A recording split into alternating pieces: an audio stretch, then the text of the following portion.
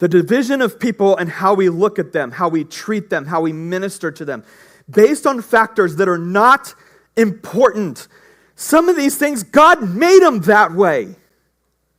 He willed them to be in that situation or that condition. God makes people white. He makes people black. He makes them brown. He makes large-framed people. I just call myself fluffy.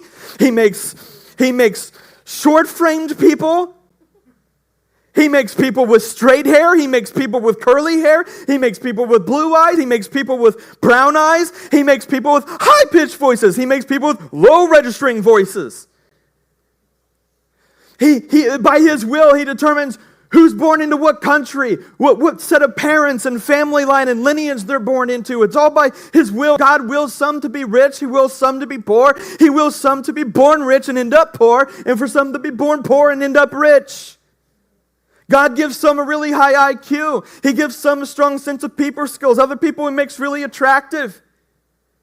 God creates all these different scenarios, all these different situations, and He creates all these different people according to the beauty of His divine creative process. Satan takes what God calls beautiful and unique and creative art. He twists it. He convinces us to use the very measures that God uniquely designed in us to ostracize, mistreat, ignore, and hate people that don't fit into our category or one that we're comfortable and approve of.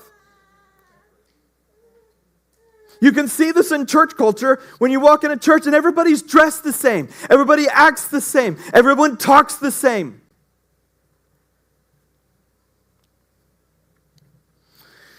We often speak of God's attributes, His sovereignty, His justice, His grace, His love, His mercy, His faithfulness, His goodness, but often we don't mention a very important attribute that's found repetitively throughout Scripture, and that is His attribute of impartiality. He is 100% impartial in how He deals with us.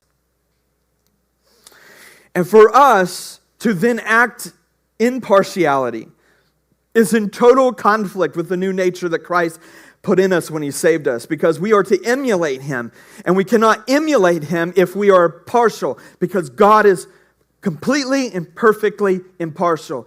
Romans 2:11 puts it very plain. For God shows no partiality. You can't get more clear than that.